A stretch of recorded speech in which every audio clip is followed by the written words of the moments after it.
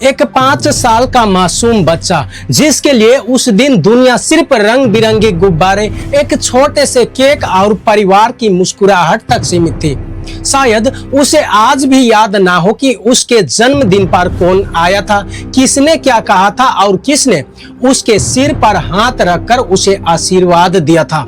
लेकिन क्या कोई सोच सकता है कि उसी जन्मदिन की कहानी अगले 2 वर्षों तक पुलिस की केस डायरी, अदालत की फाइलों और पूरे देश में होने वाली बहस का हिस्सा बन जाएगी? आखिर उन कुछ घंटों में ऐसा क्या हुआ था जिसने एक साधारण से पारिवारिक समारोह को कानूनी विवाद में बदल दिया? और अगर आप उस दिन उस गांव में मौजूद होते तो आपको ये सिर्फ एक जन्मदिन की पार्टी दिखाई देती या कुछ और? कहानी शुरू होती है 28 अप्रैल 2024 से। मध्य प्रदेश के डिंडोरी जिले के एक गांव में लगभग 5 साल के बच्चे का जन्मदिन मनाया जा रहा था। परिवार ने अपने परिचित और आसपास रहने वाले कुछ लोगों को बुलाया था। उपलब्ध रिपोर्ट के अनुसार कार्यक्रम में कुछ ईसाई और कुछ पादरी भी शामिल हुए थे। केक काटा गया, बच्चों की हंसी पूरे घर में गूंज रही थी और परिवार खुशियां मना रहा था। बाद में शिकायत में दावा किया गया कि कार्यक्रम के दौरान प्रार्थना की गई, बाइबल से धार्मिक संदेश सुनाए गए और लोगों को ईसाई धर्म अपनाने के लिए प्रेरित करने का प्रयास किया गया। वहीं आरोपित पक्ष ने शुरू से ही इन आरोपों को पूरी तरह से इनकार करते हुए कहा कि वे केवल निमंत्रण पर जन्मदिन की शुभकामनाएं देने के लिए पहुंचे थे और किसी भी व्यक्ति पर धर्म परिवर्तन का कोई दबाव या प्रलोभन नहीं दिया गया। यानी एक ही दिन लेकिन 2 बिल्कुल अलग अलग कहानियां। अब सवाल उठता है, अगर एक ही घटना को 2 पक्ष अलग अलग तरीके से बताते हो तो सच तक पहुंचने का सबसे भरोसेमंद रास्ता क्या होता है? यहीं से कहानी अचानक बदल जाती है। गांव में विवाद की खबर फैलती है, पुलिस तक शिकायत पहुंचती है और फिर मामला दर्ज हो जाता है। लेकिन रुकिए, क्या केवल किसी धार्मिक प्रार्थना में शामिल होना या धार्मिक संदेश सुनाना अपने आप में अपराध माना जा सकता है?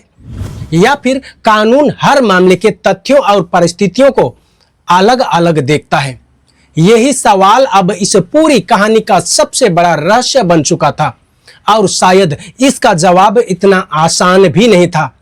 फिर पुलिस ने जांच शुरू की, गवाहों के बयान दर्ज किए गए, घटनास्थल से जुड़ी जानकारी को जुटाई गई और मामला अदालत तक जाकर पहुंचती है।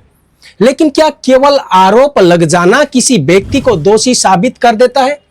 या फिर अदालत का फैसला केवल आरोपों पर नहीं बल्कि साक्ष्यों और कानूनी प्रक्रिया पर आधारित होता है?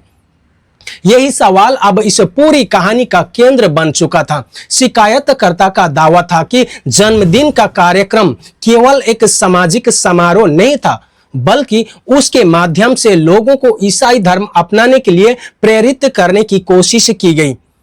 दूसरी ओर आरोपित पक्ष लगातार कहता रहा कि वे केवल निमंत्रण पर पहुंचे थे, परिवार के साथ जन्मदिन मनाया, बच्चे के उज्जवल भविष्य के लिए प्रार्थना की और फिर वापस घर लौट गए। उनका कहना था कि किसी भी व्यक्ति पर धर्म परिवर्तन का दबाव नहीं बनाया गया। यानी कि अदालत के सामने अब 2 अलग अलग दावे थे और दोनों अपने अपने पक्ष को सही बता रहे थे।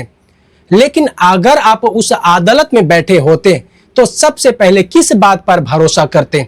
शिकायत, गवाहों के बयान या अदालत के सामने पेश किए गए साक्ष्यों पर? वास्तव में ऐसे मामले को समझने के लिए मध्य प्रदेश धार्मिक स्वतंत्रता अधिनियम 2021 को समझना जरूरी है। आधिकारिक जानकारी के अनुसार इस कानून का उद्देश्य बल, प्रलोभन, कपटपूर्ण तरीकों से या अनुचित प्रभाव के माध्यम से कराए जाने वाले धर्म परिवर्तन को रोकना है। लेकिन हर मामले का निर्णय उसके अपने तथ्यों और अदालत के सामने प्रस्तुत साक्ष्यों पर निर्भर करता है। यही कारण है कि यह मामला कई महीनों तक अदालत में चलता रहा। इस दौरान यह केवल एक गांव की घटना नहीं रही बल्कि धार्मिक स्वतंत्रता, कानून और व्यक्तिगत अधिकारों पर व्यापक चर्चा का विषय बन गई। लेकिन क्या हर धार्मिक प्रार्थना को धर्म परिवर्तन का प्रयास माना जा सकता है या फिर हर मामले की परिस्थितियां अलग होती है? शायद यही वो सवाल है जिसका जवाब हर मामले में अलग अलग साक्ष्य तय करते हैं। फिर लगभग 2 वर्षों की कानूनी प्रक्रिया के बाद जून 2026 में अदालत ने अपने सामने प्रस्तुत साक्ष्यों और सुनवाई के आधार पर कई आरोपियों को दोषी ठहराते हुए 5 वर्ष की कठोर कारावास की सजा सुनाई। वहीं बचाव पक्ष ने इस फैसले से असहमति जताई और कहा कि वे इसे उच्च अदालत में चुनौती देंगे, यानी कि इस कहानी का कानूनी अध्याय अभी पूरी तरह से बंद नहीं हुआ है।